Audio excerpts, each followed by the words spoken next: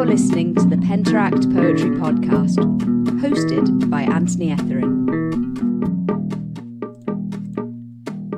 Welcome to episode 16. As a follow-up to the first ever Penteract Poetry Podcast, Christian Bök and I met up a few weeks ago to share some ideas and drink some wine. We began by discussing the nature of poetic constraints. I've been thinking a lot lately about different uses of poetic constraints and theorizing, which is a bit dangerous. And I've realized that there are two ways to go about creating constraint-based poems, which I'm thinking of under the terms high constraint and lucid constraint. So I want to know what you think of this theory. Lucid constraint, for example, would be the palindromes I post on Twitter, where you've just got one constraint. I mean, you can bring in other tricks and devices, but really you've got one constraint and your idea is to make the best poem you can with this constraint. Whereas high constraint, I think of as more elaborate, structurally complex pieces. So, for example, my palindromic sonnets, or palindromic sonnets that are anagrams of each other, the form of the poem is more aesthetically important than the content to some extent. So you're really looking at high constraint as a geometric ideal to strive for, whereas lucid constraint, you're just trying to take one rule and create the best poem you can with it. So yeah, I'd like to get your thoughts on that theory. It's an interesting idea that to imagine that there are categories of constraint. Let me reiterate what you've just said to make sure that I understand it. You've said that a lucid constraint would involve perhaps a single rule that is somehow demonstrated thoroughly, rigorously, and of course might privilege perhaps a thematically intelligible outcome, something that would be sensible and accessible as a demonstration of the potential of that constraint. We see one rule fully investigated, and we're satisfied by the experience of reading it, because not only do we get to see the performance of that constraint, but we also get some satisfaction from seeing an uncanny kind of meaningful statement that arises from it. Is that consistent with your thinking? That sounds consistent with it, yeah. I mean, sometimes with, for example, a palindrome, you might want to even disguise the fact it's a palindrome. You might want to say, look, this is just a lovely piece of writing. Do you like it? And then you get to go, aha, it's a palindrome. When I was first composing Eunoia, I would show up at readings and I would read passages from the work that would sound perfectly intelligible, that were euphonic and had lovely cadences that made intelligible stories. And people would come up afterwards and be very excited by the merits of that work, thinking I had somehow forfeited my avant-garde bona fides, right, in order to trade them up for some honest-to-God lyrical narrative. Only to discover, of course, in conversation that, in fact, they had missed the major feature of the work. It's univocal, lipogrammatic character, right, that is written under these extreme duresses, and yet seems so unbelabored, so effortless that they never noticed it was written according to a constraint. To me, that might be a feature of what you think of as a kind of lucid constraint, the idea that the work written under such duresses might in fact go unnoticed. It appears to be an effortless outcome, where some of the virtuosity is predicated upon your ability to sink the basket elegantly and gracefully on the court, without much evidence of the work that now informed your expertise. The idea of a high constraint, let me suggest to you that this is a little more complicated. You're suggesting that this might now require you playing a multiplicity of games simultaneously, right? I can stand in the boxing ring and box while I'm playing chess. Right? I can do these two things simultaneously, and they're absolutely contradictory. I can write a perfectly elegant sonnet that makes sense and fits all of the formal dimensions of that form, while at the same time producing a palindrome. Moreover, I can juxtapose it with a poem that does all of the same things and is yet nevertheless a perfect anagram of the original poem. Doing something like that now really does partake of the uncanny. If we thought there was something uncanny about those prior exercises, say the univocal librochromatic constraints of Eunoia, people would look at that work and say there's a bit of witchcraft involved in making that. And I believe me, I would entirely endorse that attitude. But by the same token, it seems to me that people who eventually accomplish something of real virtuosity, demonstrating an enormous amount of grace under duress, will consequently try to figure out how they can make their own lives a little more difficult, right? Like, what can I do that would be even more amazing, even stranger, right? Can I, juggle on horseback? Can I, walk the tightrope blindfolded, right? Can I do all of these other stunts that would seem to be impossible because they incorporate a multiplicity of skill sets that seem contradictory or disparate from each other? It's possible then to sacrifice perhaps some of the thematic lucency of that work, its coherence, for the sake of the kind of demonstrable perfection of its formal dimensions. Exactly, yeah. It's because I think all poetry anyway is about making these little compromises. You make compromises between imagery and music, for example. And so when you're dealing with what I call high constraint, one of the first things that goes is often the meaning. It's not semantic in many respects, or syntactically it's odd in some way. So I think of my own work as the short palindromes, the short anagram lines, poems. These are simple, accessible poems. Well, hopefully they are simple, accessible poems. I just feel like it's a very different experience when I sit down to write a palindromic sonnet or sestina, or when I know that it's not the end product is not going to be that accessible. And I wonder, with your own work, you say that you wanted to keep challenging yourself. Xenotext seems to be reaching more for this great structural complexity, and some of the poems you've done associated with it, most notably the two Xenotext poems themselves. That's very high constraint because it's a really fucking hard constraint. And the poem Nocturne of Orpheus, where you could have just done an anagram of When I Fears That I May Cease to Be by John Keats. But no, you also had to have the same number of letters in each line, had to be a double acrostic. I mean, that's the sort of thing I'm talking about. That's high constraint. Well, I might concur with you that a poem like the Nocturne of Orpheus might fit your perception of a work that's written according to a high constraint. I mean, that work was written with a person in mind. It was intended, of course, to be seductive and impress somebody about whom I cared immensely. And I wanted, of course, to produce an artifact that demonstrated the worth of them to me by this exorbitant outlay of effort. And yet, an exorbitant outlay of effort means nothing unless it ultimately looks effortless. It has to look unlabored. So when you describe, for example, Eunoia, there are numerous subsidiary unspoken constraints that prevail upon that work. It's not simply just an univocal lipogram. It has all of these other attendant and peripheral rules that it abides by almost perforce in order to make the project even harder than would otherwise be expected. And certainly among the immediate constraints was that it had to make syntactical sense and have some thematic profundity attached to it. And moreover, the syntactical rigor of the work required that it be written according to a whole series of parallel structures and internal rhymes that occur right down to the letter counts in words and the syllable counts in phrases, not just in the syntactical meaningfulness of sentences that conform right to this really restricted vocabulary that uses only one vowel. There's all of these other unspoken and subsidiary constraints that are designed, of course, to up the ante, if you like, to rival, I guess, any other attempts that people might strive to commit in order to experiment with this form. I wanted to write a book that would just simply eliminate the necessity to ever have to do this form again.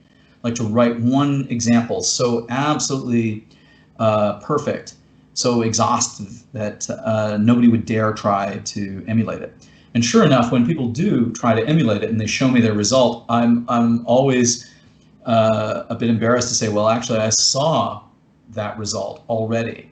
I've already experimented with that little pathway you've trod en route to the poem that you wrote. I actually, encountered all of those words before in that order. I, managed to find that particular set of decision trees in the phase space of possible potentials for this particular form. to me, a work like that is probably still a work of high constraint, right? I probably don't typically write things that are, simply dominated by one constraint to the exclusion of others. And then there are just simply a demonstration of my facility with that. I tell my students that if you're writing a sonnet, for example, a sonnet that you might think is perfectly good because it conforms to the rigorous demands of a sonnet. It is written in 14 lines according to an iambic pentameter meter and rhythm. It follows a particular rhyme scheme, and it says something of thematic profundity. Voila, you're done. And I'd be saying, no, there's all kinds of other subsidiary constraints that characterize the history of sonnets that we admire, because of course people write hundreds, thousands of sonnets over the course of literary history. There are thousands and thousands of these things. Why is it that we care about only, really comparatively, a few dozen or perhaps a few hundred out of that enormous subset? And I think it's in part because there are these other subsidiary constraints that go unspoken that would qualify them as falling within the category not of a lucid constraint, I wrote a sonnet, right, that simply met the minimal criteria of this particular set of rules, but also did all of these other things as well, right, and did so in a manner which seems uncanny, that seems unlabored, right, almost seems like a necessity. There's something about a poem, I think, written according to a constraint that feels not as though you wrote it, but in fact was something that you discovered, that it was buried in the potential of the alphabet and you unearthed it miraculously, right? It's a meteorite from another world that you were lucky enough to find. Yeah. And I must admit that when reading many of your works, I feel that I have encountered something akin to witchcraft. I look at some of your best works, those things that probably have the greatest impact online, generate a great deal of support on Twitter. I look at that work and I say, I understand why you feel that is an uncanny response. You've learned something about a potential buried within language that has been so far, at least to this point, appreciated, undiscovered, right? That you've done something that really seems unprecedented. To me, that's what I'm looking for in poetry. People might object to my taste, which is fine. People don't have to like the things I like. They might find fault with my own proclivities and prejudices in literature, but I really am looking throughout the history of literature for those things that seem unprecedented, that don't have models for them. And in part because they seem so virtuoso, they're just really very difficult. They look impossible. I wanted to be the poet who does impossible things. That's how I characterize myself up until now. I mean, I don't know if I can so easily say I'm the guy who does the impossible thing, because voila, here's Anthony Etherin who does things that are impossibler, things that seem even more difficult than many of the things to which I aspire to do. Right? Well, first of all, thank you. And also, I know these two terms I came up with in the shower this morning. Perhaps should have been better thought out. But I can't help but feel there's still a difference in my attitude when I'm writing with one constraint and when I'm writing with more. But I do acknowledge it's a bit murky because I don't think I've ever written with just one constraint. I think that's actually impossible to do. I've got grammar to obey. There are plenty of other devices that are brought in. I've written palindromic sonnets that use intentional internal rhymes or syntactic parallelisms. There are all kinds of things that go into it. As you say, about sonnets in general, the best sonnets are not just 14 lines iambic pentameter. There's something else going on, and it's often a structural quality. So in that sense, if I tell my students, your sonnet has to be thematically profound, it has to be syntactically disruptive and engaging, there has to be surprises, right? You have to have this really lovely turn, right? This volta is really important. It's often something that goes unacknowledged as a signature feature of that form. As a constraint. As a constraint. Here's the thing: is I tell my students I don't want to see these words that you've produced already. Like, to me, I open a book of poetry and I look at it, and if I've seen all these words before, I put the book down. If I've seen all these words in this order before, I put the book down. I want to see a book that uses words I haven't seen before in an order that I've not seen before, and aspire to write poetry that surprises you because it does that, and does so in a manner which has other features to it, like euphony, musicality, an attention to the sublexical qualities of words, right? That there's a certain kind of granular texture like a toothiness to the language that feels elegant, right, in your hand, or like it's got good mouthfeel, I suppose, right? Like there's something about the utterance that feels seductive or enticing in its articulation, just because you're, I don't know, perhaps using muscles or noises that you haven't otherwise seen before, and they're combined in a manner which is really sensorially appealing. You have to have rich imagery, right? You're relying upon specific, concrete diction and dynamic language. Very difficult for some poets who would prefer, I think, to talk about ideas or tell me what things are, not what they do. It might be that meaning is the least of your concerns in the writing of a poem based according to a constraint. I mean, T.S. Eliot, of course, has very famously said that meaning is the meat that the burglar throws to the dog, that meaning might in fact be a happy side effect of doing other things well. When Lewis Carroll, tells us to take care of the sounds, and the sense will take care of itself, I think he states a very profound truth that many poets, certainly the poets I care about, have incorporated almost intuitively in their practice.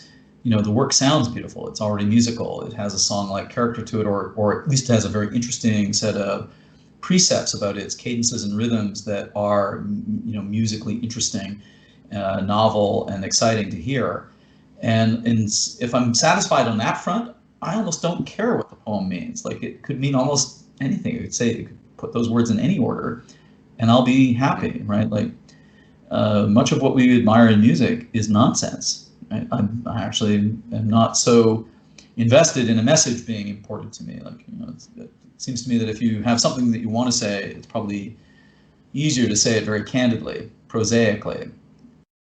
I do have some poets in the course of my career who have said, the reason I'm a poet is I've got important things I want to say that I think the world needs to hear.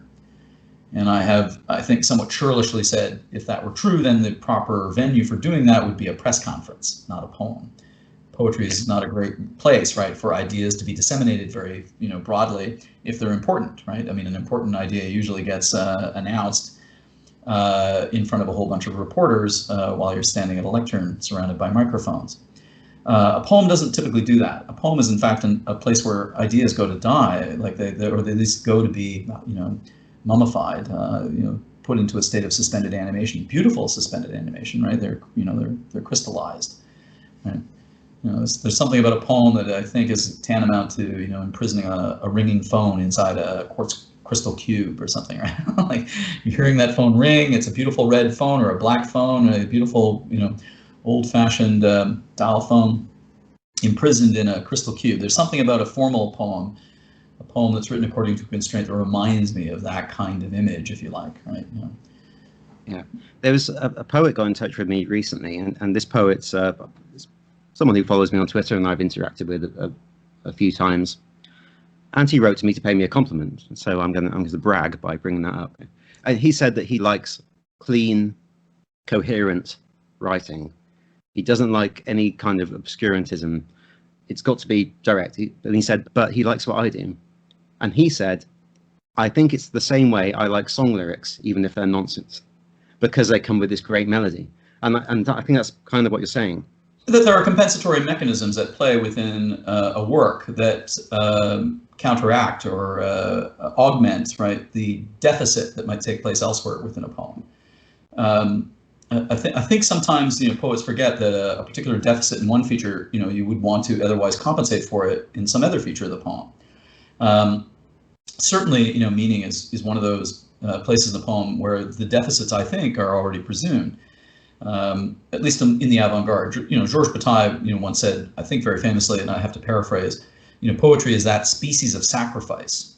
It's that ritual of sacrifice in which meaning is the victim, right? And that poetry serves a certain kind of important social function because, of course, it slaughters the lamb of meaning, right, on the altar of art. And it does so recurrently every time you write a sonnet. Like, if you had an important sentiment to communicate, you wouldn't, I think, spend a lot of time trying to make sure it was chopped up into, 10 board feet, 14 planks in a row, according to, your preferred rhyme scheme. That would be a really terrible way, in fact, to candidly communicate your sentiment to somebody you might care about, for example, would be a really bizarre way to relate to each other, right? There's something fundamentally strange about poetry to begin with, that in its affectations, in its artifices.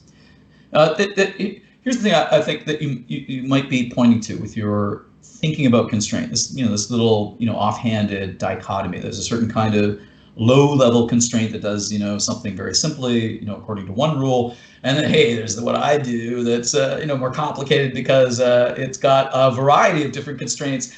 I'm juggling on a unicycle while I cross a tightrope, right? As impressive as that is, there's something that's slightly absurd, right, about the excesses of that stuntsmanship.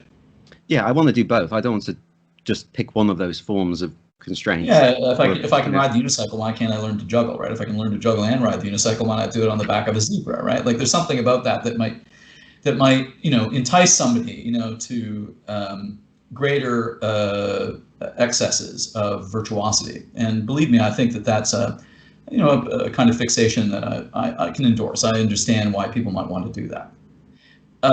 In Oulipo, one of the things I love about Oulipo, and it's I think an underappreciated aspect of that coteries thinking about the topic of constraint, is that of course they show over and over again the resilience of rules as a way of inspiring poetry that they're generative, right? That they create living expressions in poetry, that simply following a rule is useful, like just simply following one slavishly, even like just going with it in order to see what might happen.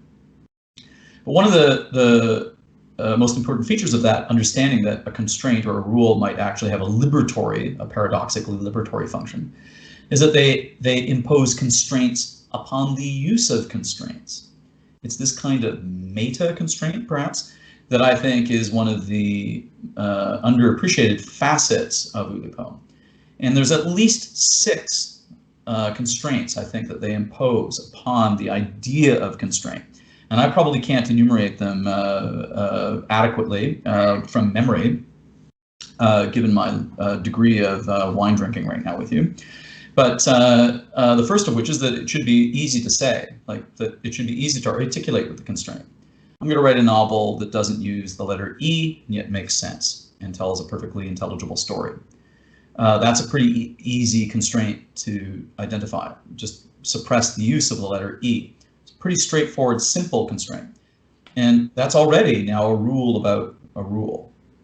Moreover, in the performance of the constraint, it should be exhaustive. You should be able to explore that constraint with sufficient thoroughness and detail that it now becomes the unique case of it, right? That you've actually exhausted its potential, and there's no necessity now to investigate it ever afterwards, because you pretty much said everything that you could with that constraint.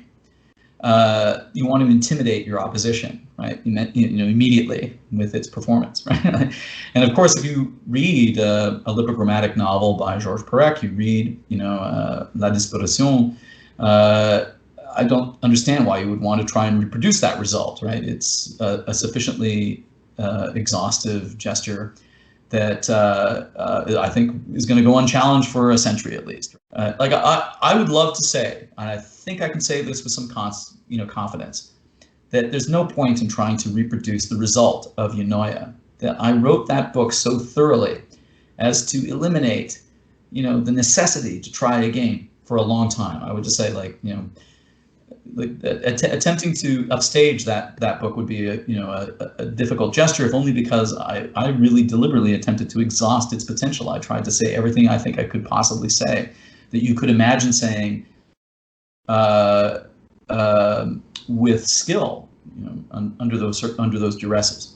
Now that would be me being, a jerk about my own work, right? Simply, attempting, I think, to lay some heavy claims, hyperbolic claims about it. I would say, why would you bother, right? Like, you want to be able to make something so good that it's peerless for a while, right? And certainly that's one of the important features of a constraint under Oulipo, is that in its performance, it should be sufficiently rigorous and thorough that it becomes a peerless demonstration of that rule. That's an important feature of it. Yeah. Well, we've talked about this before with Eunoia, and how like the only univocalic lipograms that I write now have to have some other architecture. Like they have to be a palindrome as well, or they have to be a sonnet. And you've ruined it for me. You ruined it for me. Well, but here's the thing: is even those ones you wrote as sonnets, even those little palindromes, I'd say, I saw that.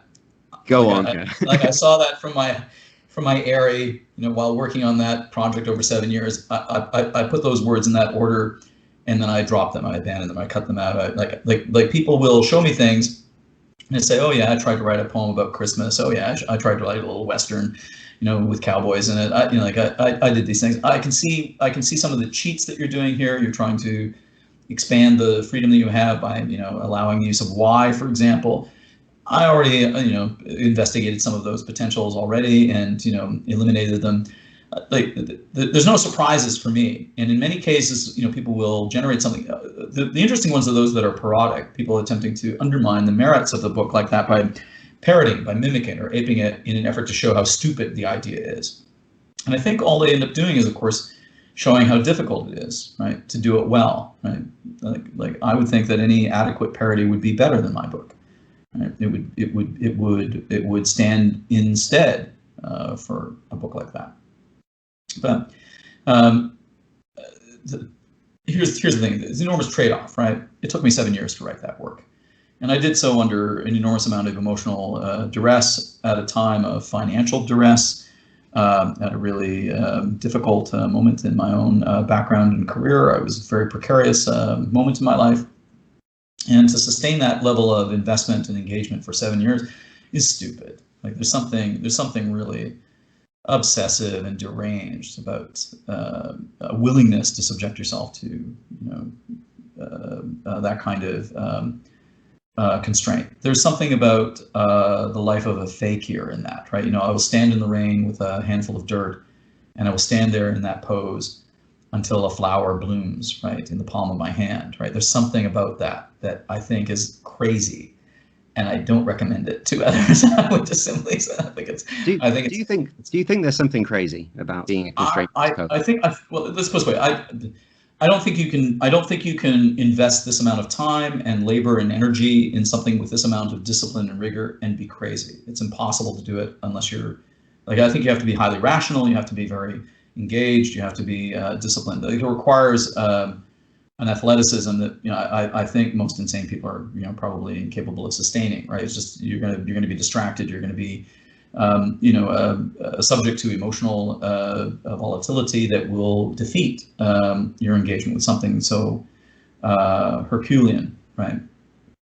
But by the same token, it's a weird waste of time for a perfectly sane person to do. Right? It seems to me that no person would willingly subject themselves to such a masochistic endeavor unless there was something truly investigative about it, right? To me, I did that exercise because I really wanted to know if it was possible, and nobody had ever put themselves to the test to determine whether or not it was truly possible. The experiments that people had done up to that point were disappointing and terrible, but it seemed to me that nobody had actually broached the project with sufficient amount of preparedness, right? They didn't approach it fully, ready to deal with the investigative nature of it. And of course, if you dedicate a sufficient amount of time to something, it becomes sufficiently interesting for you to continue to dedicate more time to it. Like it's I think a feature, identified by John Cage about things that would otherwise be difficult or boring to do. If you find something boring, if you find something difficult, just keep doing it. You're going to be continually re-engaged by it. And that seemed to be true of a work like Eunoia. It rewarded my curiosity. I did it because I was curious, and I wanted to see if it was possible. And of course, it constituted a kind of test of my own athleticism. I figured that it's going to be a test of endurance rather more than it's a test of merit. And I think that there's something about life that's embedded in that idea, that life is not so much a test of merit as it is a test of endurance. If it's a test of merit, we eventually graduate to our level of incompetence and we fail and we're killed. But if it's a test of endurance, you only ever fail at the threshold of success. because you gave up too early, right? You probably stopped at the moment when you probably could have persisted, right? And persistence, requires much less skill than talent, right? Right? The persistence required to get the skill, right? I think is a foundational feature of most people's engagement, in poets. And here's the thing: I say this, believe me, with all due respect to my peers. There's something about poetry that attracts people who have an allergy to hard work. Right, that the poets I admire are really invested in doing things that are ambitious and require a tremendous amount of hard work, and they're not afraid of people. They admire people who are willing to invest the effort required to learn a new skill, to train themselves to adapt to some discursive register that is far beyond the catechism of their own literary training. They learn a science, they learn math, I don't know, they learn how to program a computer, they learn something else in addition to their own poetic skills in an effort to augment the available repertoire of talents that a poet can exploit. Again, I think this is a feature of the constraints that Oulipo imposes upon constraint. The fact that the constraint has to be simple to articulate, that it has to be exhaustive in its execution, but the constraint, for example, has to refer to itself. To me, that's a very interesting feature of the use of the constraint. The constraint must speak in the course of its execution. And there are many places in Eunoia, of course, where the vowels talk about themselves, right? And the univocal lipogram articulates the rules that govern it. I think this was a very interesting, really anomalous kind of understanding of the constraint, that the constraint is even more admirable at the moment when it begins to talk about itself, when you can talk about the suppression of the letter E while suppressing the letter E. If I can talk about, the vowel A in a chapter that uses only A's, right? If I can talk about the use of the letter E in a chapter that only uses the letter E. If we can refer to the constraint explicitly in this kind of metaleptic self-reference, it adds perhaps to the uncanniness of its execution. Exactly. I saw a tweet recently from someone saying that the worst thing a poem can do is refer to itself. And I thought this was very strange, because if ever I tweet a poem that does that, people seem to love it. People really seem to enjoy that aspect of poetry, that the poem about itself.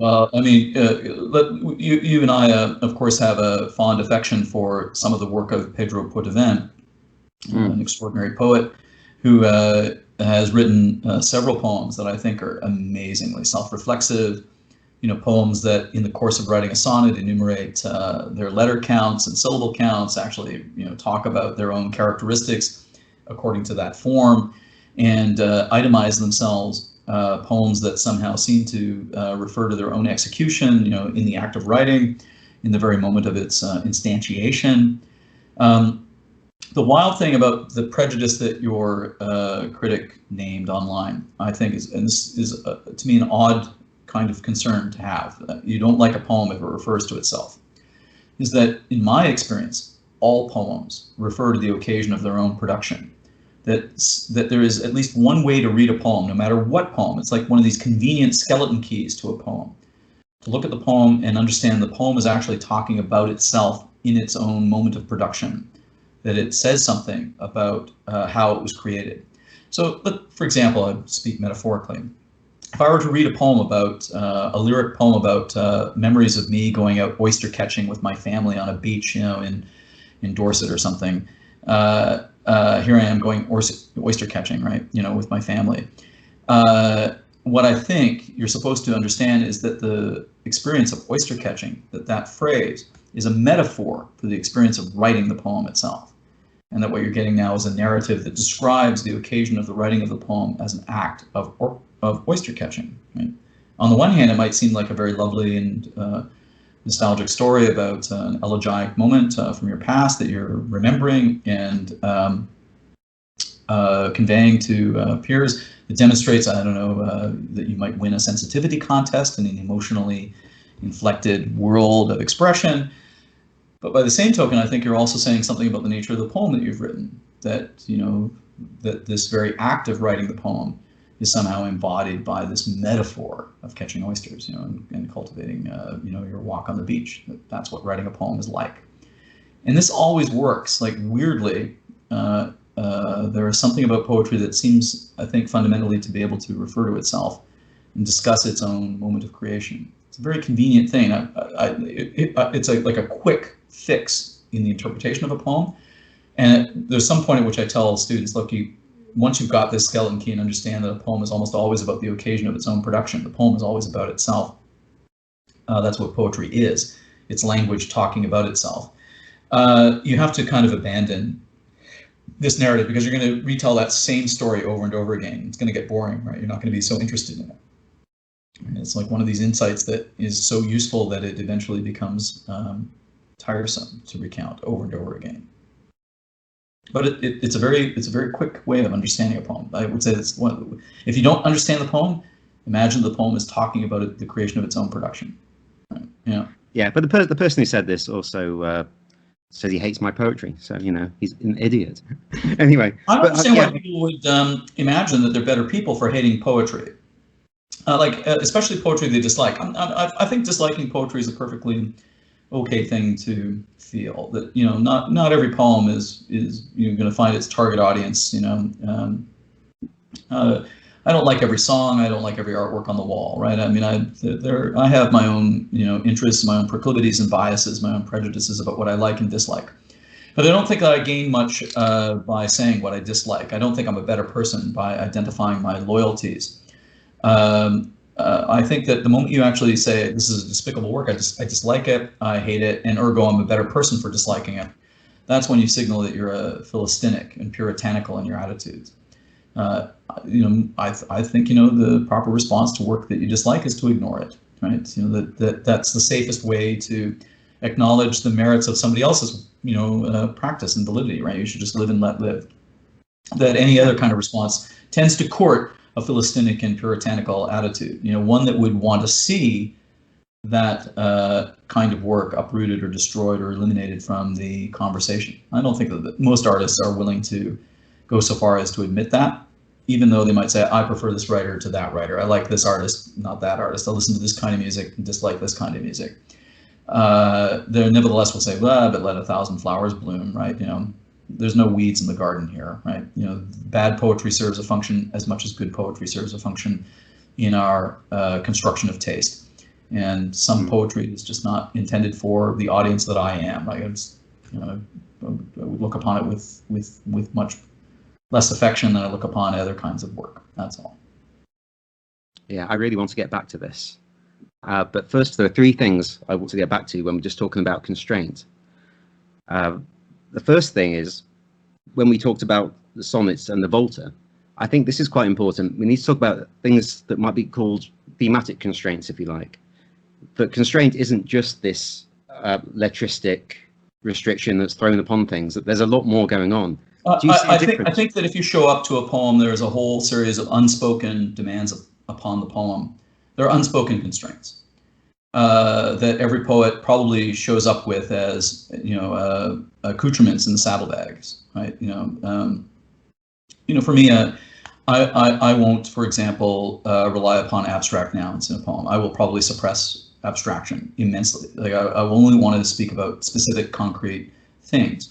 It's a side effect of a certain kind of training and reflects the kind of poetry that I prefer. In fact, I can pick up a book of poetry and I will just simply have to open to a random page. I'd be curious about a book of poetry, open to a random page, and if I see that it is populated, that page is populated by a lot of abstract nouns, I won't buy the book and I won't read it, because I understand that I probably won't be so interested in it. To me, a reliable kind of preconception about what constitutes good poetry, is informed by this attitude that typically a respectable poet, a poet whom I might admire, at least for me, will rely very heavily upon specific concrete language. That they will tend not to think in abstraction. They won't write about ideas, they'll write about things, and the ideas become a subsidiary happy side effect of that expression. And it's not even because I object to ideas. I'm a scholar, I'm an academic, I live immersed in a world of ideology, a world of ideas. But to me, the best poetry that I care about seems to be rich empirically, appeals to all the senses. It points to things, not ideas. And the language is very active. I mean, I can pick up a book of poetry and I can decide pretty much immediately whether I might buy it or not based upon the quality of the verbs used in the work. Does it rely more heavily on the verb to be, if that's the primary verb? If I see that the poet wants to tell me what things are and not what they do, chances are I won't buy that book of poetry. These are unspoken constraints. These are merely subsidiary constraints that would characterize the act of writing itself. For me, I know that if I'm writing anything, I'm probably going to rely heavily upon concrete nouns, not necessarily to the exclusion of abstraction, but simply that will be the preferred, and demonstrably preferred lexicon. Similarly, I'm gonna suppress my use of the verb to be. I'm gonna speak, about action rather than, kind of copula constructions, equal signs in my work. And they're utterly intuitive, right? They're quick fixes for writing good poetry, in my opinion. Like, these are, proven to be really easy things to implement in a poem in order to make it better. And yet, there's lots of people who are naysayers who will continue to object, and find any form of prescription utterly anathema to their own practice, right? That it's impossible to actually say that you should follow some rules because these are proven to work, right? They actually make your work better, like it's an immediate improvement upon the work. And I sometimes, encounter skepticism, of course, which is fine. I mean, people should be skeptical in response to what you might say aesthetically. But I do provide a lot of evidence. I could say, look, here's a line that is written this way, and look what happens if you simply follow this constraint. It's made better, and they have to admit, yeah, you just improved it. And I improved it without having to think about it. Like, I didn't have to do much creatively. I didn't have to be a genius. Like to me, you don't have to be a genius because there are so many really good rules of thumb that I think constitute unspoken constraints that are embedded already within the act of expression, and that the job of a teacher is in fact to communicate to the student, right? To say, here's a very quick way to build a chair that you can sit in and it'll be comfortable. Right? Here's a very quick way to make this thing work all the time. And you need to at least maybe master these sets of skills, understand these constraints thoroughly enough, so that if you want to, depart perhaps from the precedent set by these really good rules, you can do so in a manner which will only augment their merits. Right? We want to see that you make something better, if you break these rules.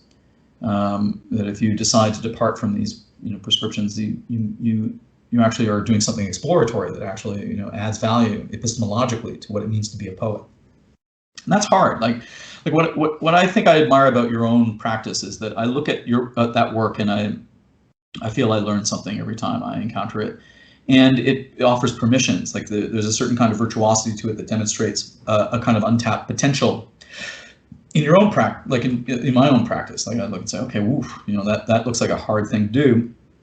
I think that I could do it. I can't imagine doing it as quickly as you can. Like it would probably take me 3 months, not 3 weeks. But I'd like to try. Like there's some call to join the circus and run away, right? When you see a magic trick that's so well executed. I think that's what ends up happening, right? If you see, Penn and Teller, in Las Vegas, you might, imagine that you could run away and become a magician yourself, right? You could join the circus, so to speak. That there's some incitement to learn more because you want to participate in the wonderment of that activity. There's something about poetry that I think is enticing for that reason. The cost of entry is low, the cost of failure is low, and the people are very, very good, really do actually provide you with a seductive model for participation, making it seem like something you might want to do. Same with musicians. I mean, I think musicians are a little higher on the totem pole of, the cultural hierarchy, for the same reason that, you listen to somebody sing a song beautifully, while playing guitar, and you think that, hey, if I can afford a guitar and maybe a few music lessons, perhaps I could equal that challenge. I could run away and join the circus and participate in their aesthetic endeavor. You're absolutely right, of course, about all the rules, and there's a whole list you have, isn't there? Using concrete nouns, using certain types of verbs and adjectives and adverbs. But the thing is, what's very interesting as well is that there are these objective rules which we know from the history of poetry work, but they often come into conflict. And so this goes back to what I was saying earlier about poetry being an art of compromise. And it might say something about who you are as a poet, you know, how you have the hierarchy. I will simply note that I think that you have riffs, you have thematic obsessions, right? You have a certain kind of tarot deck of major arcana, you know, imagery, and it recurs throughout the poetry. Like there's a certain kind of set of stylistic fixations that identify this particular poem, despite its constraints, as being uniquely the product of Anthony Etherin's imagination, right? You know, I'm acclimatized to that, right? I understand, you know, what your motifs are, right? Like everybody, I think, has a preferred set of motifs, and they constitute a tarot deck, right? That may in fact be a kind of set of ritualistic grooves, right? You know, riffs upon which you rely, and they are recurrent features of the work. You know, I've confessed to many of them. They appear in my poem, "The Perfect Malware." That's me, that particular poem, which you can see me performing online. It's been published on a few occasions. That is a poem in which I just turn the cards in my tarot deck, my own kind of major arcana. I'm just flipping the cards one after the other and pointing at them.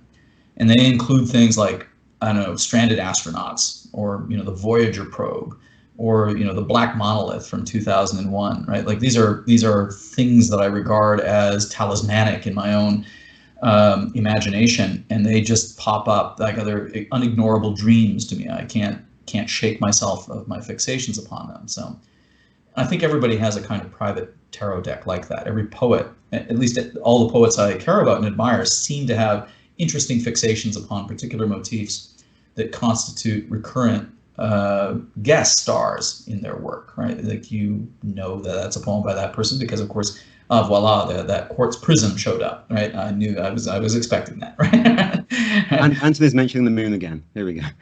Yeah, there you go. There's an astrophysical phenomenon in that work, right? And it's done, you know, according to these classical precedents. Oh yeah, it must be a poem by Anthony Etherin because, hey, it's a palindrome, right? There's something about those kinds of works that constitute, I think, stylistic fixations. They represent obsessions. And it could be that, you know, that it's the idiosyncrasies of these constraints, these rules that characterize a style, right? That we, in addition to all of the formalized ones that are prescriptive, that constitute rules that you could optionally follow because they're, you know, associated with a sestina, for example, or associated with a sonnet. They characterize a haiku, for example. There are nevertheless all of those unspoken ones that constitute the idiosyncratic and uniquely characteristic features of our own work that we cannot avoid, that have to show up as signatures of our presence within the poem. And it varies from poet to poet. Certainly, I think the poets I care about have really interesting signatures. Like, I look upon their work and think that's a reliable feature of their work that I can count on, right? I would like to think that if, you know, a person's encountering my work, they know, okay, well, chances are somewhere in this work is the motif of a stranded astronaut, right? That somewhere in this work, you know, the ghost of the Voyager probe leaving the heliosphere, you know, is part of the thing that haunts this poem. Right? It's just part of the ghostly presence that, you know, characterizes a thematic fixation of my own practice. There's lots of things like that, right? You know, a book like Crystallography is just me enumerating a certain kind of fixation on crystals, you know, certain geological fixations that I couldn't shake, and that are, you know, talismanic. They're tokens, right, in a kit of magic accoutrements, right, you know, that are just part of the repertoire of motifs that I return to. And I think, you know, poets, if they're smart, or at least, you know, self-reflexive, will accumulate those. They'll understand what they are and attempt to proceed from there. They'll note them, you know, pay obeisance to them, right? You know, make some homages to them, you know, let them be reintroduced over and over again, and they constitute, you know, stylistic uniqueness within their work, right? They constitute a constraint upon their imaginative potential. Yes, I think this leads nicely on to what we wanted to talk about next, because your list of compromises and what you go for, what you choose to prioritize, defines who you are as a poet. And we've already said that perhaps I'm quite willing, and you as well, quite willing to let go of meaning. I think on the great mixing board of poetry, you know, you've got a bunch of sliders, you know, where you can accent different features of a poem. I'll accent the sound or its visual appearance or its formal rigor or whatever, or its meaningfulness, its thematic profundity, what have you. And that's certainly one of the sliders that you can probably dial down immediately, pretty low, and be confident that you're still writing a poem is meaning. Like, meaning is probably the first thing that you could sacrifice very easily. You can turn that particular bass tone low, right? That frequency on your modulator is probably sacrificable pretty quickly. Yeah, I mean, and I would add to that as well, emotional content, which I want people to find their own emotional response. I'm not going to tell them what that should be. I recently tweeted form is more important than feeling, which I knew would annoy people, and it did. So is this the problem then, that or not a problem, but is it just a fact of the reality of the poetry world that things have shifted more towards people caring more about meaning and feeling than about form? Well, I think that you perhaps are noticing something about the nature of our social moment, especially among poets. That being an avant-garde poet, being concerned about a kind of formalistic virtuosity, it's all off topic, right? People are very concerned about responding to the political circumstance of their life, perhaps to the anxieties induced in them about their own precarity, their own identity, in this particular cultural moment, and they want to express themselves. They want to say something meaningful in response to those concerns. And there's a great deal of suspicion about people who won't do that. Continue to absolve themselves of some necessity to respond to that set of concerns. I made a blood pact with a handful of poets when I was very young, and I think I've still observed this oath very well. I promised I would never write about myself. I would never say much about me. That no poem would be the perfect expression of my own explicit feelings. I wouldn't talk about myself very directly at all. That I wouldn't be the center of attention in the poem. Like the fictional self. Not even a fictional self, but of course here's the point of this. I'm on the side of negative capability. I think John Keats is a heroic figure in Romanticism, right? More heroic to me than William Wordsworth, who provides the adverse argument that the egotistical sublime is the heroic moment in Romanticism. And right now, the egotistical sublime is the predominant form of poetry. It constitutes the topic du jour. You have to speak in response to your own self. You have to think out loud about your own identity and testify to it. You have to confess to its successes and failures, its foibles. And if you don't do that, if you're not willing to investigate that well, you're off topic. Certainly that seems to me one of the features of our current moment. There's always been a suspicion by those poets invested in the egotistical sublime. There's always a suspicion about those poets who are invested in negative capability. And in fact, you can get yourself into a lot of trouble if you attempt to practice negative capability now, right? If you attempt to suppress your own self-expression so that you can make yourself available to forces beyond you, and speak on their own behalf, non-judgmentally, right? So you can occupy other identities and, allow things to get said that you didn't mean. You can get into a lot of trouble. You can suffer a lot of public rebuke now if you court that kind of aesthetic attitude. And even the avant-garde has already now expressed a great deal of suspicion about negative capability, even though, I don't know, for the last 150 years, it's been heavily invested in negative capability. Now there's something that's considered treacherous about that attitude. And yet, to me, the history of negative capability, the Keatsian model of poetry as a way of accessing forces beyond you, to be a kind of conduit for forms of expression over which you might not have much control. That the writing of poetry is not expressive so much as it is generative, that you don't know the outcome in advance but are attempting to reach out towards an experiment whose outcome will be surprising, to invite ambivalence, right, rather than certainty in the outcome. All of that constitutes to me a important set of values, dare I say constraints upon my own thinking about what it means to be a poet right now. And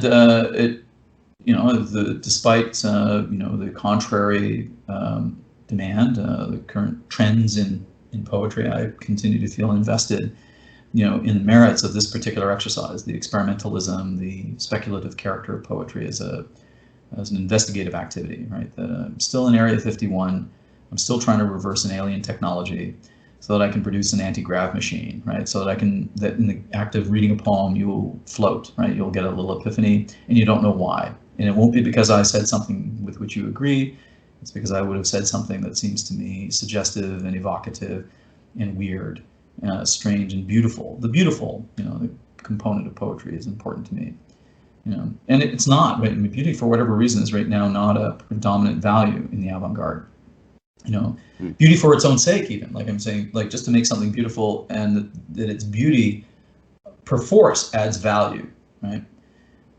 Right now, meaning is most meaningful. Being able to say something substantive that is important and significant, that will have an impact upon the world and potentially change the world, that will change attitudes, or that will testify to your own attitudes at the very least, note as a form of passwords and passcodes, a set of shibboleths that grant you entry into transcendence, because you've said the right ideas at the right moment. I'm perhaps, based upon my training, suspicious of the need to do that, or at least the exclusive requirement that occur. And in fact, I'm always more impressed, I think, by the people who say things by accident, right? That do things, right? That they surprise themselves in the course of writing the work. That they made a discovery. They added epistemologically to poetry and granted us permissions as a side effect of that. Hey, here's something that looked impossible, and voila, you made it possible. That's the kind of poet I want to be. I definitely want to be the poet who does something that people will dismiss because they assume it must be impossible. It doesn't conform to tastes of the time. It seems to be off topic. Doesn't fit very comfortably within groupthink. I probably admire the poet, who stands aside from those prescriptions. Like, in some sense, stands aside from those kinds of constraints. Hey, those constraints aren't for me, right? Those rules aren't for me. I would prefer these rules instead. It could be that the disparity among poets really boils down to a disparity of taste among the rules that you like, right?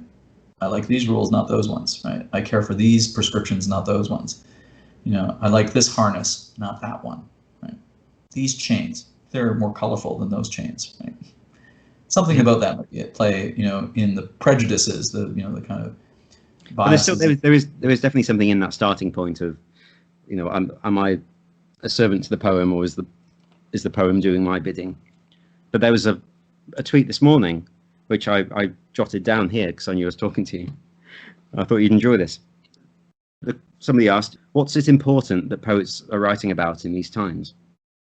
And of all the replies, and there were a lot, with lots of suggestions, I didn't see anyone say, write whatever you want. It doesn't matter. Yeah, I think that's a very interesting insight to see. Twitter's not the world. Twitter's 10% of the world, maybe at most.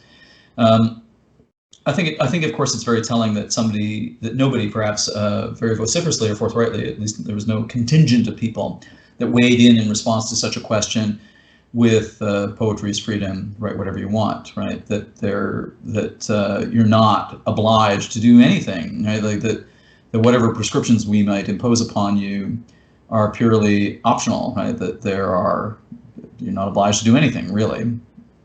That the adoption of a constraint is like the horse picking the harness, right? Like choosing your bridle.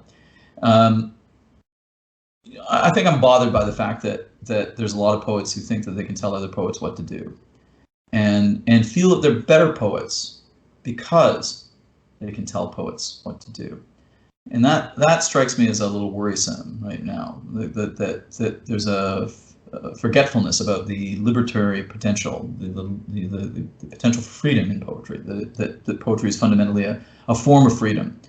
And that we should be, I think, invested in guaranteeing each other's freedom, right, in that milieu.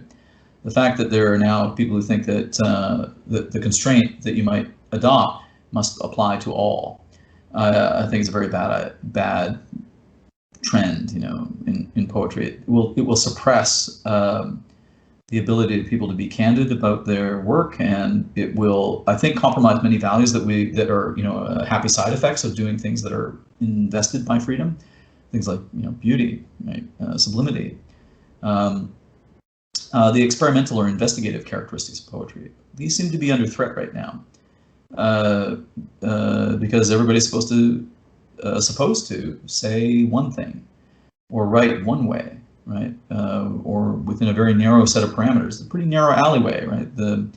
Whereas I would have thought that poetry's job is to, make manifold the variety of ways that people can use language, and to ensure that they are demotically accessible to everyone. That there's a wide variety of things that can be done. You wouldn't want to live in a world where you can only play one kind of musical instrument, and you can only play it one kind of way, according to one kind of genre. And there's an impulse among poets, it would seem to me, to narrow the breadth of potential discussion about what constitutes the available repertoire of skills at the disposal of poets. That there's an attempt to be reductive now. And in fact, an intolerance to contrary attitudes, right? Like, I disagree, like to be able to say that, even like to note maybe this is a bad idea, right? Everything's considered a political act. You've noted that one of the constraints that's now perhaps imposed upon poets is this idea that everything is political. The personal is political. Every poem is a political engagement. Every poem must be a political act. I look at that and say, well, that's a prescriptive constraint. It would be a generic kind of understanding of what constitutes a poem. It's not wrong to imagine that. You could adopt that as one of your optional forms of bondage to poetry. But to imply that you must impose it upon everybody, that it would constitute a way of distinguishing that you're a better poet than anybody else because you conform to this sensibility, seems to me thoroughly autocratic. It seems to me that most of what constitutes the important features of our life are not political. Friendship, your relationship with a child, in your family, or preferences in food, or art. These are not areas that should be transected, right, by political loyalties. They're supposed to be those expressions of your freedom and your engagement with people uncontaminated by social loyalties. They're supposed to be the private loyalties of the sovereign individual, right? I care about my mom, no matter what her politics are, right? Because she's my mom, right? What do I care what she thinks about, the world politically? I should just care about her because I love her. I think I find the current mania for Philistinic puritanical behavior worrisome, especially among poets, because one of the reasons I became a poet was because it was one of those areas where there was a lot of conviviality, right? There's a great deal of tolerance for abnormality, right?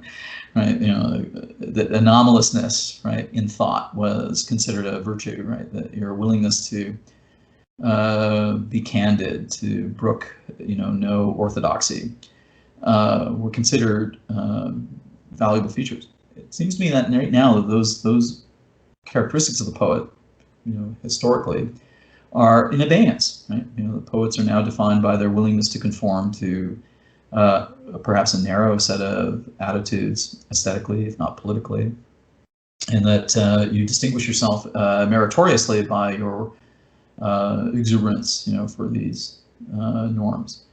When in fact, the whole job of being a poet is probably to question every norm within your own discipline, to figure out how to break the rules in a manner which is wonderful and elegant and shows grace and courage, especially in the face of duress. I think that's what I like about the merits of the work in the avant-garde, the history of the avant-garde, is that despite its many failings, there's lots of cause for complaint.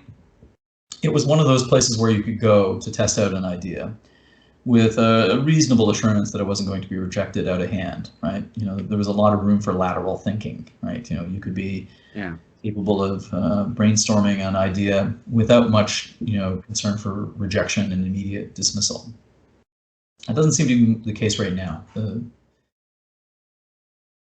We're poets who are very interested in constraint. and yet we're surrounded by constraint, socially, and it's not pleasant. Right? There's a great deal of enforcement of rules upon what poets can and cannot do without permission, right? I mean, there's some way in which now the world of poetry has become a kind of unvoted tribunal judging the merits of each other's work according to standards that we've never actually voted on, right? There's no demonic element to this at all. Yeah. And surely, under those circumstances, you would say, well, these are a kind of constraint that would inflect or generate perhaps forms of expression, but they've not been adopted voluntarily. They're not the product of choice. I know among my students, they balk at any disciplinary notion of form, right? They object to rigor. But they won't object, right, of course, to thematic obligations, right? You can only write about certain kinds of things and not other kinds of things. They'll happily abide by those rules, right? There's certain ideas that you cannot broach. There are only certain kinds of things that you can say, and others are forbidden. But they won't see those as an expression of a certain kind of autocratic imposition of rules. They'll say, why are you making me write a sonnet according to this absolutely arbitrary set of rules? This is absolutely totalitarian. Right? I'm going, man, it's perfectly optional. You don't have to do it, right? I think that poets, when they point to a set of rules and say that's a terrible bunch of rules, right? That's an expression of a politics I despise. Those are ideologically motivated rationales for explaining why you don't adopt those rules, why you won't engage with them. And I would say there's nothing wrong with, ignoring particular kinds of rules within poetry. You don't have to write sonnets. There's no obligation to do so. Nobody has to write any kind of poetry according to any kind of rule-based prescription. But to imagine that you're a better person, right? I don't know, maybe a more ethically advanced person, because you ignore such rules, you despise them, you dislike this kind of artwork. I look upon those kinds of poets with some dismay, saying you're not a better person because you hate hate a particular kind of poetry, even bad poetry. I don't think you're a better person because you like it. I just don't think you can lay claim to some sovereign improved status, right, because of it. I would just say that it reflects a certain kind of proclivity, an aesthetic attitude, a set of connoisseurship. Doesn't have to conform to everybody else's attitudes, right? Yeah. This is something we've talked about in private before, because I've had a few experiences, and I know you've had some too. People who basically are saying to you, what you're doing is not poetry. This has been going on for a long time, just as an aesthetic attitude. I try to promote a lot of visual poets, and I'm often confronted with people saying, well, this isn't poetry. Why is a poetry press publishing this? When you look at my own work, there are people who just have a problem with its existence. This kind of stuff. It's not like they're saying, well, they are saying it's a bad poem, but they're really saying it's bad because I shouldn't have done it. Yeah, I think I think you've hit upon something important here to note. That when somebody objects to a work saying it's not a poem, that it doesn't conform to a set of constraints that I imagine a poem must fit, right? A set of strictures to which it must comply. It's not a poem, and it has no right to exist, in that milieu of poetry. And one of the great objections, of course, to conceptualism, my gang, is that our attitudes towards poetry are, I think, much more demotic than even the most, radical poets among poetry. There's a great deal of discomfort when we point to something radically unpoetic and say that might, in fact, be a great poem. In fact, something worth pointing to and emulating within the milieu of poetry. There's a great deal of anxiety about that because, of course, poets are working hard to make the best poems that they can. And if you come along and you say, well, actually, you've been upstaged by this guy who did something that was completely unconscious, simply unpoetic, not functioning within the genre of poetic activity at all. And it may, in fact, be extraordinarily important, might, in fact, upstage anything that's been done to date in this milieu. It might be something really important to consider because it's inadvertently a poem. In the way that a sunset is inadvertently a poem, or the sunlight, striking the rose on your kitchen table is a poem, or the, the ant crawling across a grain of salt on your patio is a poem. Like people, I think, perhaps are hidebound maybe in their attitudes about poetry and really want to protect the privilege of being able to identify what a poem is and what it isn't. I mean, I'm not suggesting that everything is a poem all at the same time. In fact, I would be probably suggesting that not everything is a poem, or perhaps everything is a poem, but just not all at once, right? That at some point, a poet is somebody capable of seeing an otherwise banal feature of their lives in a manner which is illuminating, right? It feels to be imbued with an immense amount of importance and significance, even though it's absolutely banal. There's something about, the combination of words that emulates that experience. You write a little haiku that is intended to evoke the warmth of the sunshine on the marble countertop, in the morning, beside the cup of coffee. There's something about that little bit of intimacy with reality that is supposed to make you more sensitive to the world at large. And if somebody comes along and says that's not a poem, I don't think there are many poets who would do that, but if somebody comes along and says that quality of attention is not poetic because it wasn't a kind of attention produced by a poet, I feel suspicious of that. I look and say, I think everybody is inadvertently a poet. Like people do things and say things that are accidentally, within the purview of poetry. Moreover, I'm curious about the limit cases of what constitutes a poem. And conceptualism, I would say to its credit, pays very close attention to those moments when somebody says, this is not a poem. That's when we perk up and want to go and look at that. We want to go and look at that body, right? That's sitting beside the ambulance that's been run over by poetry. But poetry ran over that thing and said, that's not a poem. And they managed to eliminate that thing, We're going to go and want to investigate that, that object of dismissal. Let's look at that, do an autopsy on it and just verify what constitutes the limit cases of what constitutes a poem. Because it varies over time, right? There's things that would have otherwise been dismissed as unpoetic now have cachet as poetry. If you can start publishing a stock index as poetry, as some of my peers have done, and do so in a manner which is convincing, like actually is credible, like you come away feeling excited by that permission, that sense of permission that's granted to you by acknowledging the possibility that perhaps on this day that particular stock index turned out to be poetic. I think you're making a contribution, like you're showing something unusual about the nature of poetry and contributing to its freedom. Like to me, that's what I'm a constraint-based poet interested in freedom, and I'm trying to show people how you can be free, right? Like I do not like the autocratic sensibility. If I have a political attitude as a poet, it would be just that I dislike people who tell me what to do, right? I don't like people who are autocratic.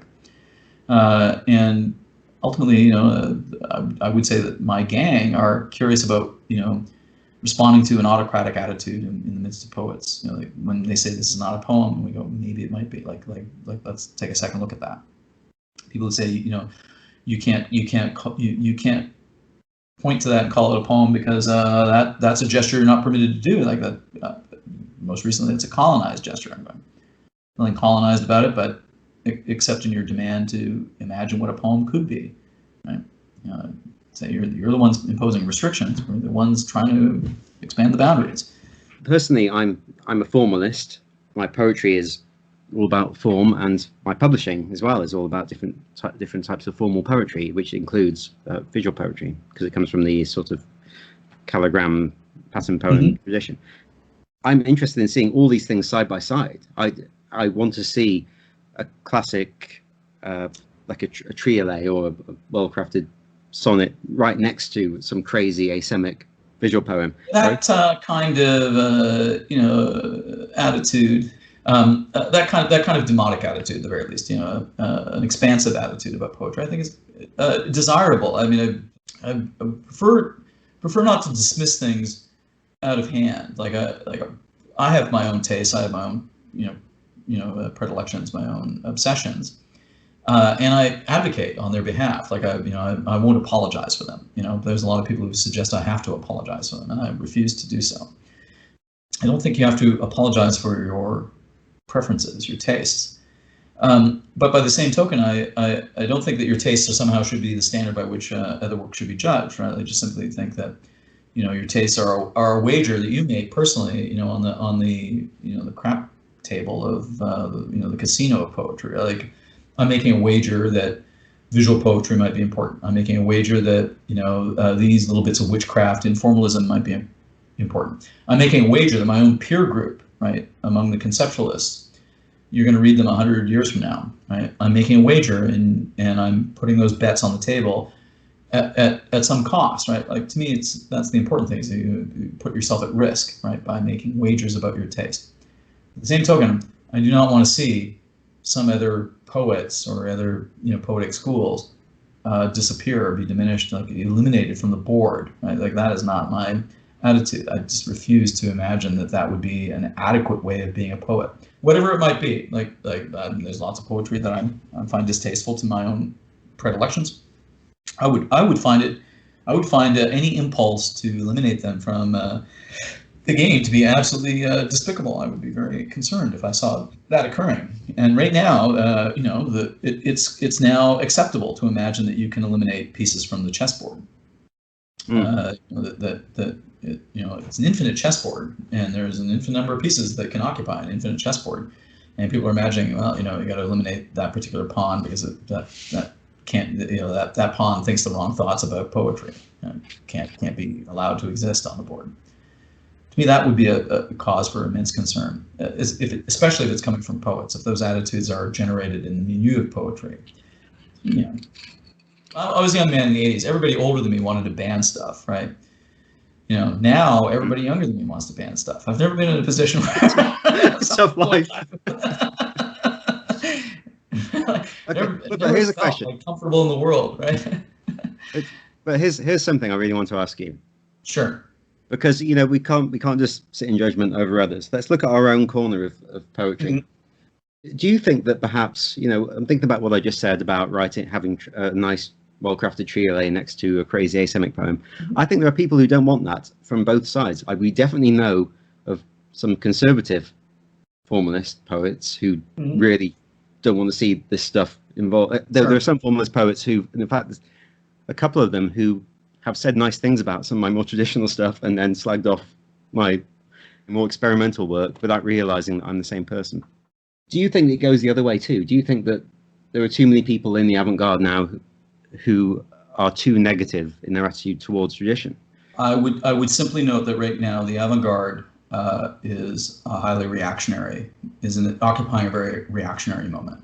As you've noted, you have some conservative peers who I think, their engagement with formalism should induce them perhaps to read with interest works of avant-garde engagement that are formally inflected. But they dismiss it. They say that's the wrong kind of formalism, right?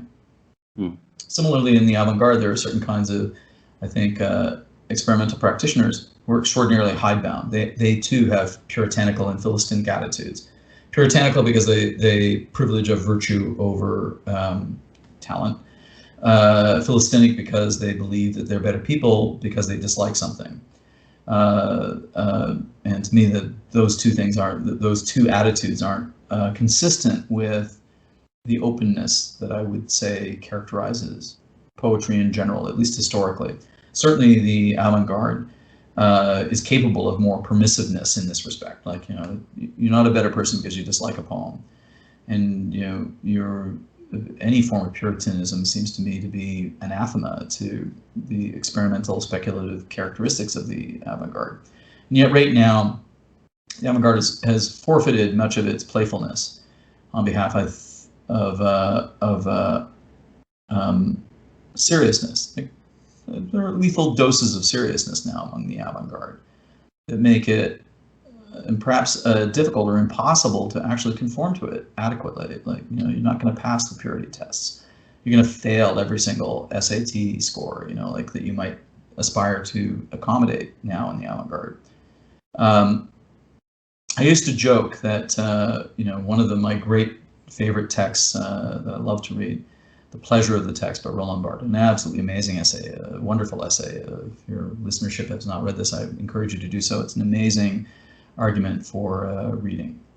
The pleasure of the text was often cited as an important feature of avant-garde practice, that you want to produce a work that is capable of inciting pleasure. And yet the avant-garde seems to have suggested that, so long as that pleasure is reserved for the experimental poet and nobody else, that's the sovereign position to occupy, right? I feel pleasure when I wrote this poem, and you're not intended to feel pleasure when you read it. And I would say that's not a great trade-off, is it, right? Like that's in fact a selfish, weird act of bullying, perhaps, even in the avant-garde, to say I feel the pleasure of the text. I understand its libidinal characteristics. It's almost erotic excesses. I got it, and I practice it. I demonstrate it, but I don't reserve your participation in it. I don't encourage your engagement with it. I render it obscure and hermetic and strange and alienating an experience. It's not playful. It's not like you don't come away feeling satisfied by the experience unless you're among the elect who's learned the full catechism of that training. There is something slightly priestly now about the avant-garde in its demands that you conform to orthodoxies. You have to have adopted a set of theoretical principles, critical attitudes, almost academic shibboleths, passcodes, right, that indicate your entry into an illusion mystery that poetry is. And I would be saying, no, I think poetry is for everyone. You're supposed to listen to it like you would listen to music, or bird song. You're supposed to appreciate it the way you would look at the sunlight glancing off the marble countertop on your kitchen counter in the morning when you're making a cup of coffee. There's something about it that should be just available to everyone as an insightful epiphanic experience. However you manage to seduce that reaction from people, right? It's something that shocked me in the poetry world, that I can understand people not liking what I do, but I can't really understand why someone would think I shouldn't have done it. I don't, because if we're talking about something that has no kind of moral edge to it, I'm not making any sort of outrageous statement. It's just a work of art. I can't understand how anyone would think that that's something that shouldn't exist. Sure, it's probably coming from somebody who is not themselves a poet so well recognized as you, right? It's probably not coming from somebody so well talented as you. It's probably coming from a position of, I think, a Philistinic and perhaps even puritanical ressentiment, like a notion that you have an unearned attention, doing something that is so disparate from this person's proclivities that it seems unearned. It doesn't seem to be justified or warranted, right? But to imagine if the work doesn't conform to this idiosyncratic obsession of mine, it must be so terrible that I actually have to weigh in publicly. I have to, show up in person to vote against it and testify to my negative vote. I would say it's stupid. Like, you're just a Philistine. And here's the thing, is that there will be people who will object to the existence of a Rupi Kaur because she's, she must be on her way to being a multimillionaire by now, outselling me as a Canadian poet by at least 2 orders of magnitude. I imagine that there's objection to her success for no similar reasons of ressentiment. That just shouldn't exist because it doesn't conform to my own preconceptions about what constitutes an adequate form of poetry. Now, from my perspective, the kind of work that she does is exactly opposite to what I do in some sense. I suppose disparate, it's radically disparate from what I care about or worry about, right? But I do not object to her, to her success or existence. In fact, I'm grateful to know that it's possible to be that successful. That I look and say, I wish I had thought of that. I wish I could do that. Like I hope that I can find a path that leads to one of the gates of paradise, somewhere on the mountain. I can't object because it would just seem to me that it would be churlish. I'd be a sore loser, right? Under those circumstances, right? World poetry, a lot of sore losers, right? The only thing I have in common with my poetry has in common with Rupi Kaur's poetry is the fact we like brevity. It's short. Other than that, it's the complete opposite kind of thing. And you publish it on social media. Yeah. Oh well. Yeah. Okay. Too. Wow. I might. Have I got a chance? Have I got a shot at stardom? But yeah, it's. I see parodies of her, and After a point, it's just embarrassing. I think it would be embarrassing to be the kind of person who might dislike another poet because they write poetry that you dislike. That doesn't seem to me to be a great way to be in the world. I would say there's no point in disliking a poet like Rupi Kaur and resenting her success. It's just, you should care about your own success. You should be figuring out how to make that possible. The success of others is merely exemplary. Like I would say, it provides permissions and models and notification, right? Signals, traffic signs about how you're doing. And comparing yourself to others within that milieu of poetry is I think deleterious, if only because it means that you're not concentrating upon your own improvement. You should be making your own bed in these matters. Inevitably, and here's the thing, is that people forget that the poets that are famous now, the poets that enjoy an immense amount of prestige, who have suddenly received some cultural recognition and institutional support, that was not indemnified from the start. And they didn't always receive it. It wasn't always given to them. They were in fact poverty-stricken. Working from positions of destitution and extreme difficulty that they had to address. It's I think true of most poets, especially those late in their career. They had a broad spectrum of achievement over the course of their career. And if you only see the climax of the story, you might feel resentful for that person's achievement. But if you don't see the immense amount of sacrifice and challenge and exhaustion and disruption and difficulty that has characterized that person's accomplishment up to that point, then the story is not going to make much sense. And I think that's something that might characterize the success of like a Rupi Kaur. Like, you don't understand the effort that was exerted, in order to get to that position, and because you don't understand it, you are too quick to judge it. Most accomplishment is predicated upon good luck and achievement. But I would say that, and I say this from my own experience, that hard work is what makes luck. That the investment in doing things extraordinary and making and a willingness to exert an effort beyond what you think you should. People say you should go the extra mile, and most people don't. And when they mean go the extra mile, they mean go the extra 2 miles, right? Like there's a notion that the extra mile is always ahead of you, right? There's no threshold for that exertion. I think that the people who are successful people never impugn them, no matter whether they agree or disagree with that person's attitudes, aesthetically, politically. They just look at success and they understand it or admire it or respect it because they know what has occurred already by virtue of their own experience to make that person's life possible. That in most cases the success of somebody is not within their immediate control, right? They are doing something blindly. They are working as hard as they can to do something well, and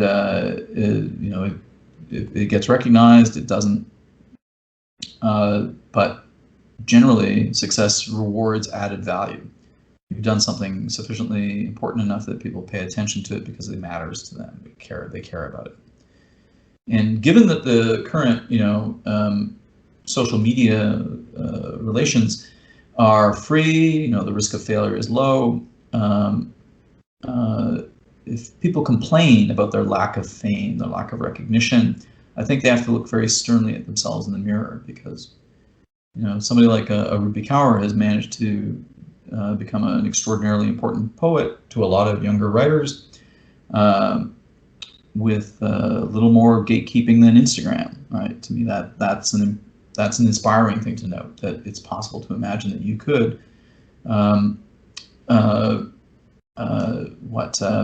deke around the gatekeeping.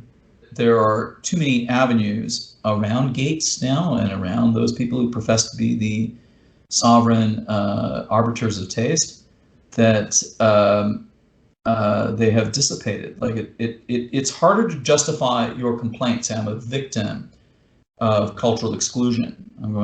Nobody should feel so excluded because you have access to these tools that are cheap and inexpensive and widely available that grant you this enormous power.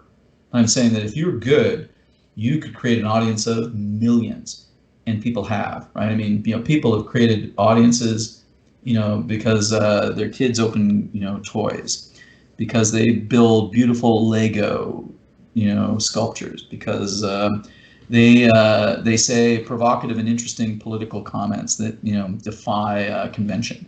I mean, like they're just simply ordinary people who all of a sudden become part of a large-scale conversations amongst people with similar interests or similar sense of curiosity about that topic.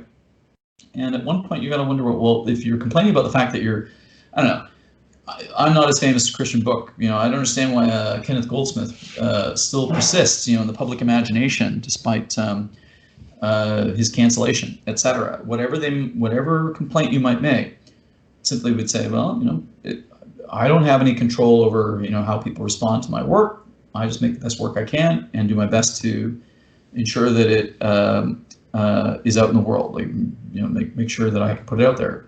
And the fact is that the ways by which I can put it out in the world are the cheapest, least risky they've ever been in the history of humanity. That some people might actually, I think, have to look sternly in the mirror and say, okay, well, if I'm not as famous as I think, I maybe have to figure out why that is. I can't blame others. We're quick to blame others for our failures rather than ourselves, right? I mean, and that's not how I felt about my own career. I wasn't quick to blame others. I complained about the fact that there wasn't a lot of room made for avant-garde practice in funding at the time, and for that reason felt excluded. But I didn't want to see the elimination of my competing, funding bodies. Like, I would just be going, like, surely space can be made. At the moment, the internet afforded us all of these tools of distribution and access. Tone and tenor change, right? In the early aughts, I was like, there's no excuse now. I can't complain to others because I don't have access to resources. I can't make my way in the world because all of a sudden I've now been granted every tool I would need to make my way in the world. I don't think I can object now. You start humbly and you do make something amazing, right? One step at a time. It's Kenny's comment about UberWeb, right? Every day, he sits with a glass of whiskey at 10 o'clock at night in front of his computer and he adds a few dozen videos to UberWeb. And you do that for 25 years, you get into the Library of Congress, right? Yeah. Right. It's on that. This is, I don't know when I'm going to post this podcast, but that's news that's broken recently. So, yeah, let's have a sip. Let's have a toast. Mm. To me, that's a grand achievement because UberWeb is kind of the inviolable crown jewel of conceptualism. It's one thing that poets have to admit constitutes a major contribution to the history of the internet and the maintenance of the avant-garde in its conversations, culturally. It's a good thing, and it's done as a gift, right? It's done with no money. There's no lucre. It's done in somebody's free time. To me, that's an amazing gesture of generosity that characterizes many of the values that we regarded as important at the inception of the modern internet in the late 90s. When we first showed up, we said these are the values we want to adopt as poets. Everything should be made available for free. We should want to disseminate information as quickly as possible to our peers.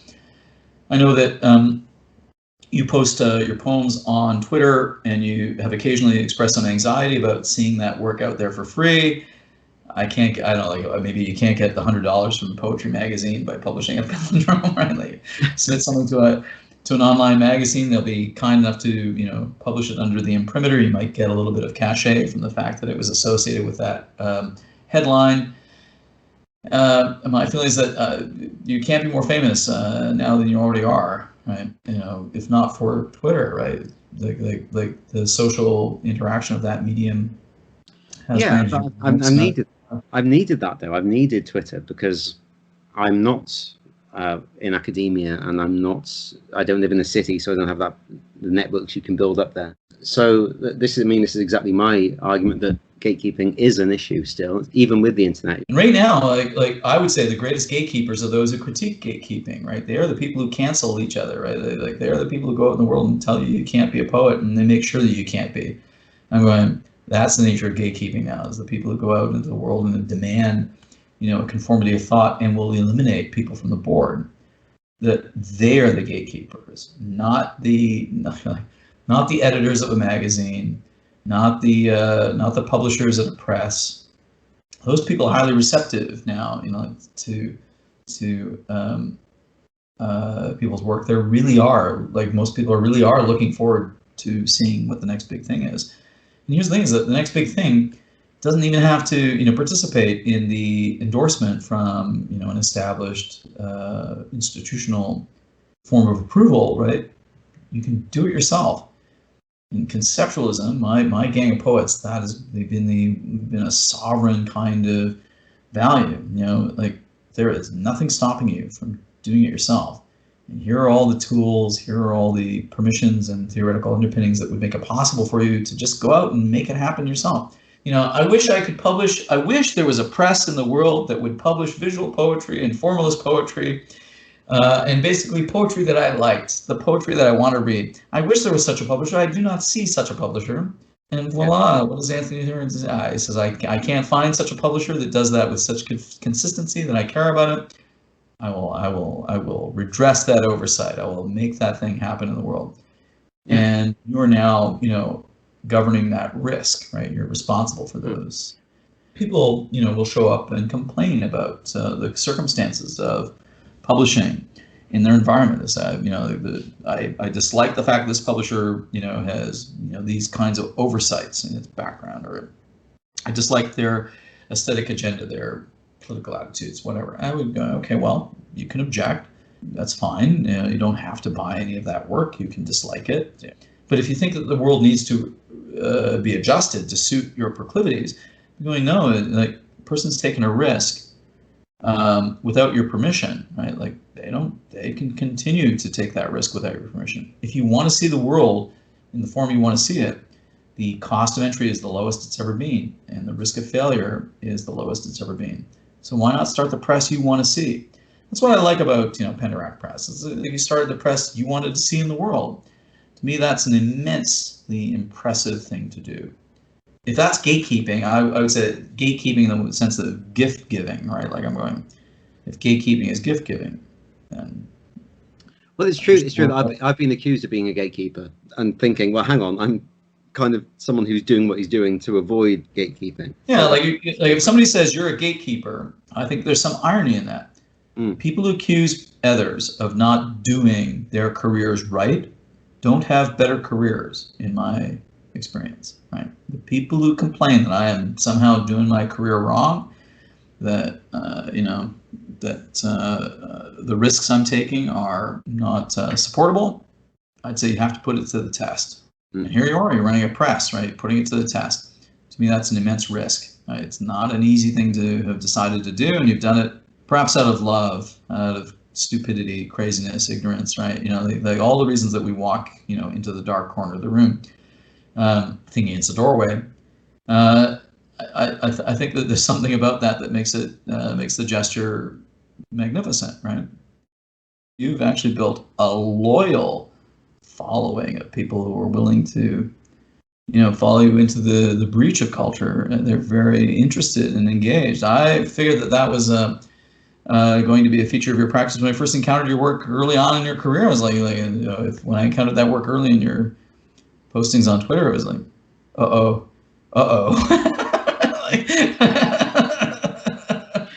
Explain.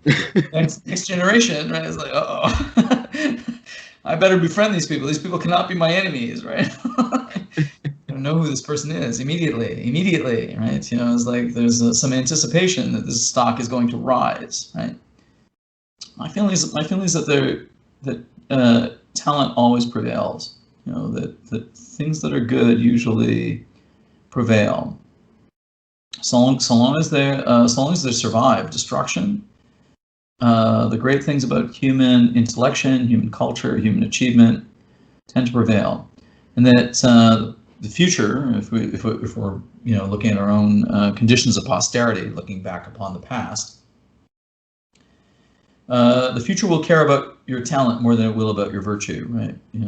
That they will look with pity upon those people who imagine that virtue mattered more than talent. They will always think that talent matters more than virtue. Christian, are you still okay to read? Oh, you want me to read? Okay, yes, absolutely, I can read. Yes, sure. So, Christian, I'd like you to read your contribution to the upcoming Penteract Press anthology, Myth and Metamorphosis, coming in October 2020. And you've contributed some passages from Eunoia, from chapter E. I'd be delighted to read these excerpts from Eunoia. I'm grateful, of course, to appear in the anthology, Myth and Metamorphosis. And I want to thank you, Anthony, for being so receptive to my work and the work of so many others around the world.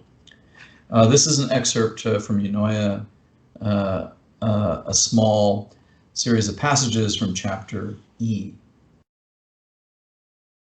Questioners revere the Greek legends.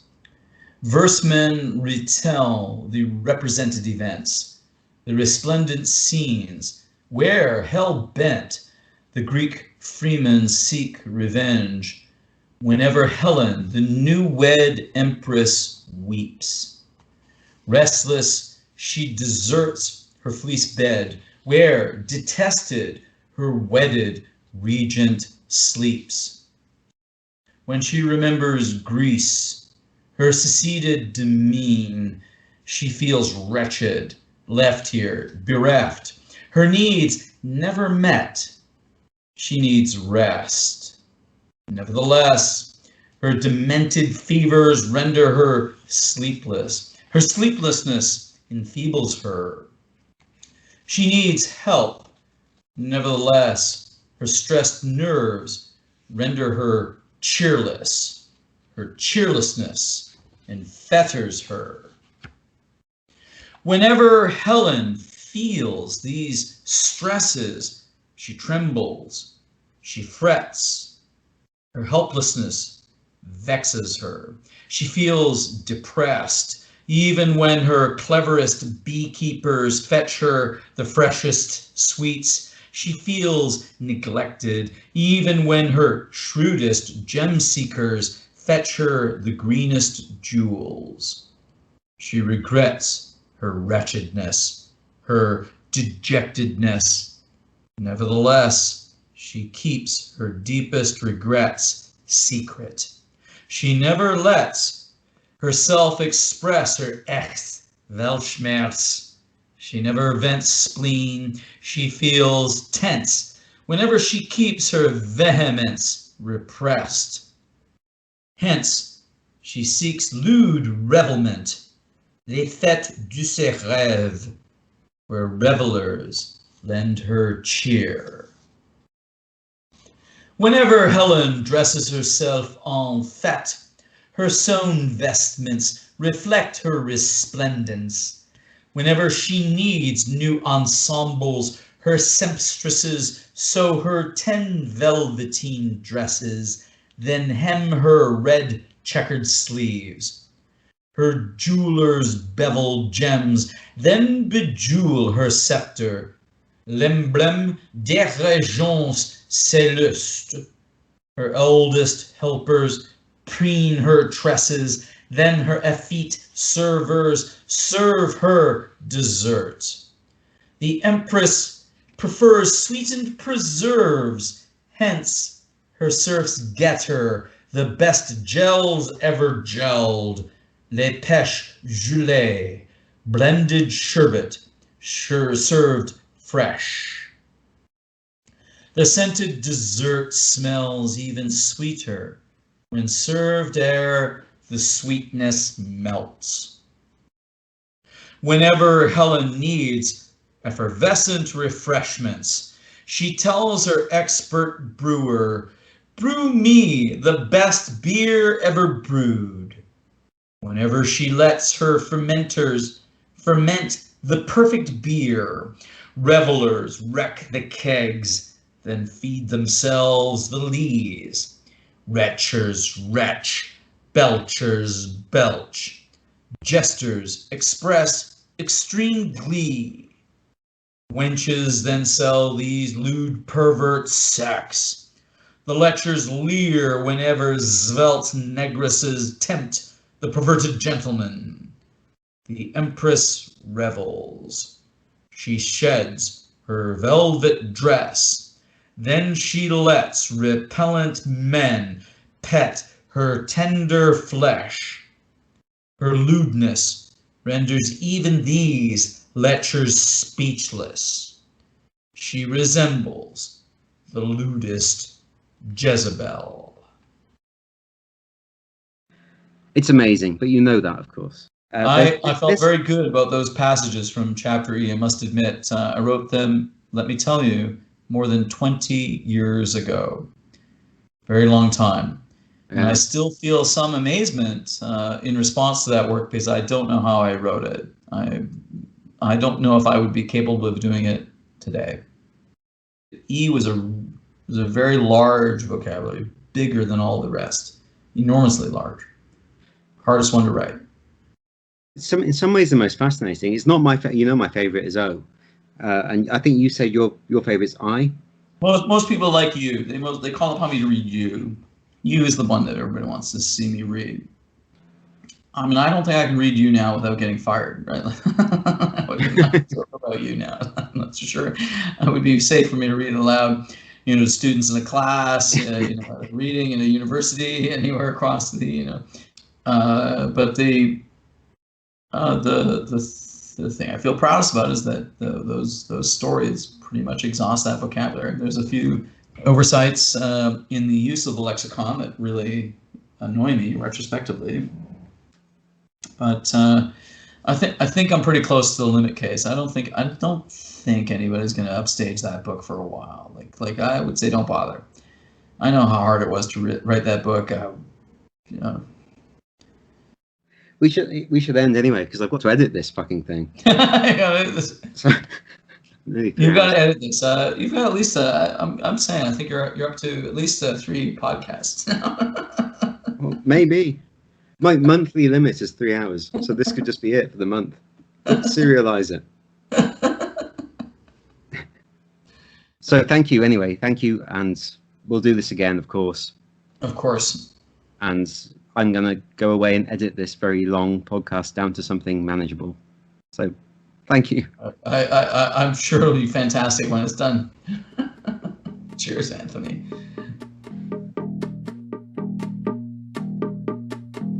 To discover more, visit us at penteractpress.com.